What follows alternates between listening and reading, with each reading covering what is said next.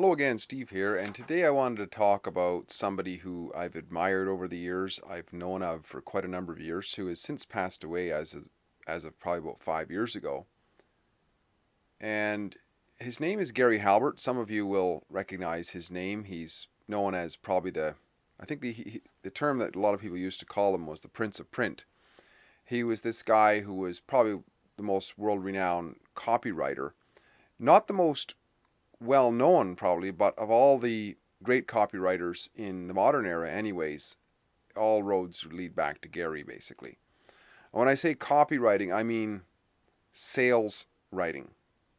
He could write a letter that would have millions of dollars mailed because his era was back in the old mail order days, right? And just at the time that he passed away, he was coming on stream to the internet. And actually, there's still a website up that was his website. I believe it's managed by his sons now. It's called the GaryHalbertLetter.com, and I recommend anybody who wants to know how to be more persuasive and be able to pitch themselves in some way to have a look at that. Now, the reason I think it's so important is because we're always selling. If we're going to be honest, we all want, to find the mate that we want. We all want to get the employment that we want. We all want to be persuasive at times and have friends that admire us or whatever it is. We want to get out to grow whatever it is that we're doing. And to do that, we got to market ourselves. We got to sell ourselves, right? And Gary, he's, anybody who's read The Game or Rollo Tomasi's work or whatever will understand that there's a lot of sort of showmanship and whatnot involved in making the pitch for what it is that we have to offer to somebody else. And he's one of these people who those who are interested in growing themselves as opposed to stealing from others. He's one that I would definitely recommend. Now I don't come across as very credible and so on probably, but hey, don't listen to me necessarily other than I admire him, but go have a look and check him out.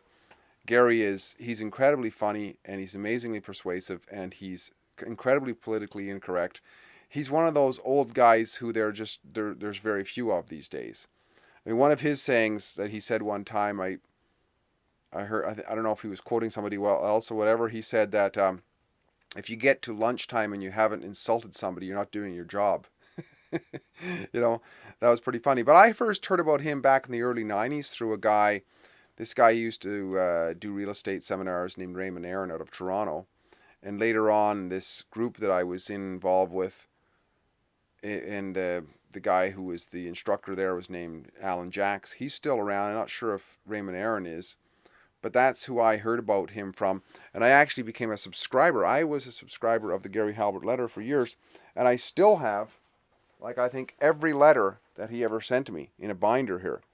And his writing is very, very entertaining. His headlines, and he would personalize things, but his writing is basically that he'll have a paragraph and then a bold headline. And everything was done on an IBM Selectric typewriter back then.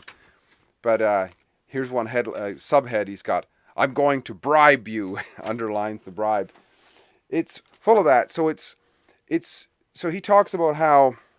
I was just listening to some more of his stuff. You can find lots of his stuff online if you just type in Gary Halbert, Halbert, Gary with a single R, I believe, and you can just look up some of his stuff. And there are old interviews and such. And there's one by a guy named Fortin of some sort, Fortin, I believe, who interviews him for quite an extensive time. And you can listen through all those. They're really, really great information on just basically, especially for dudes, on how can we be more effective in pitching ourselves and whatever it is we want to do. Gary Halbert is a good source for that.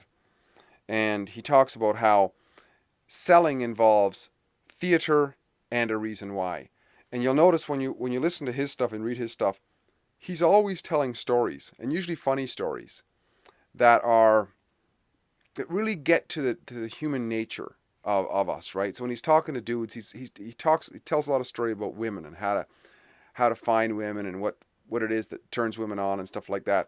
So he's relating to that aspect of us. And when he's got to have a heart, he has a heart. When he's got to He's very polite in a way, but just gets under people's skin in other ways. Very interesting. So he uses theater and reason why. And then with selling, he said, you got to have a product, a pitch, and a delivery system for that pitch. And what he says with the internet, because a lot of people think, oh, things have changed now that there's the internet. He says things haven't changed a bit. They haven't changed since the Stone Age, and they won't change, in 1,000 years as he said, when we have, microprocessors embedded into our brains. Human nature is human nature. And so the only difference is that we have a different delivery system for a pitch, whereas in his day, he had to mail out the pitch in a long letter. And now, things are disseminated through video and through,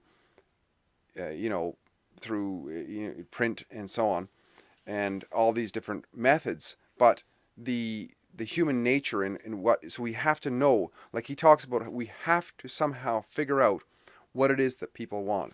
And we can't be phony about it. I mean, because what is another line he says in there? He says, most people are spending their time trying to figure out how to make a lot of money rather than figuring out how to serve people first. And, if we figure out how to figure out what people want, and we actually, as he says, know our shit. Like, we got to know something. We can't just be bluffing it people can read through that really, really quickly. And that distrust comes up, So sometimes we just have to put in the time, right? And back in the day, people used to be a journeyman for years, but eventually they became a master. Now I notice there's no masters anymore. There's only journeymen, but I've talked about that before. But yeah, I would recommend this old guy, Gary Halbert, as a source of sort of unabashed manliness. And, because he says that most people today, they're so worried about being politically correct and insulting people. And yet, that's how you kind of got to get her done. That's how you have to almost differentiate yourself. And, I heard somebody else say that too, at one time way back in the day, that if you're not ticking somebody off, you're not really doing your job. Another book that I have of his is called the Boron Letters. And this is what's interesting about Gary Halbert. He's a colorful character. He said in one of his talks one time, he says, I've been a prison guard and I've been a prison inmate. So this book actually was written while he was in jail for mail fraud. And he wrote the book. What it is a compilation of the letters that he wrote to his son. So all he did is he just photocopied these letters. They're all handwritten. And it's basically a tutorial for his 16-year-old son on, son, be strong. I'm coming home pretty soon. But in the meantime, I'm going to write you every day and tell you something about life. So there's all kinds of things in here, very practical things about how it's important for a man to be fit. Not only for the health benefits, but the look of it. I mean, if you have strong looking arms, he says that men respect you and women admire you. That's very practical, right? That's very, very practical. A lot of times we don't talk about that. But, and then of course, how to market yourself, no matter what we're doing. Like he talks about these sort of things over and over again, that everybody wants something different. But if we, as somebody who wants to serve, can figure out ways to discern what it is that people want, and then if we know something about that, especially if we know something about that, we can craft a message. So we can create a product in a way, either a service or a product. But let's face it, a service is a product, even if it's us as a partner for life. That's kind of a product in a way, because if a woman or a man or whatever is looking for a partner, well, the product is somebody that they would find as such. And we have to be able to figure out what it is that they want and see if we're a match for that. And if we get it that we're a match for that, but they're not seeing it, we got to make the pitch. We got to have a delivery system to do that. So this is all very important, right? Because we want to empower ourselves in the world. We want to become more effective. And there's lots of troubles in the world and so on. We want to help.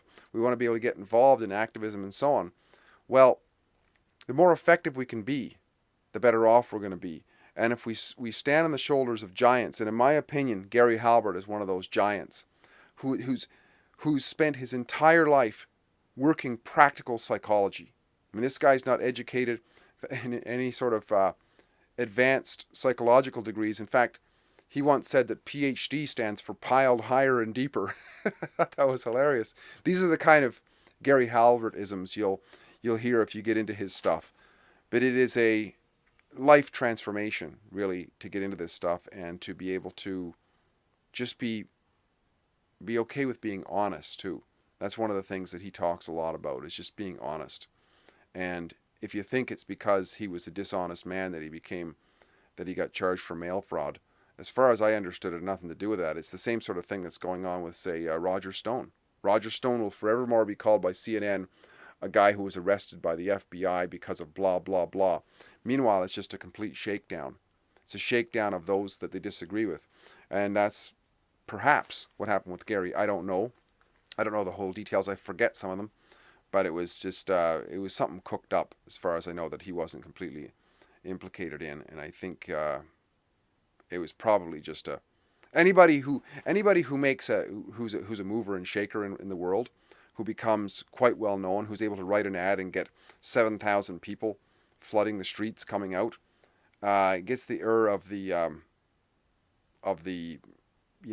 totalitarians, and they want to shut him down. And that's probably along the lines of what happened with him as well, because it's what constituted mail fraud was basically whatever anybody wanted to impose during the day, because it was probably so unclear, right? Whereas other people get away with it, and then all of a sudden they throw the hammer at somebody.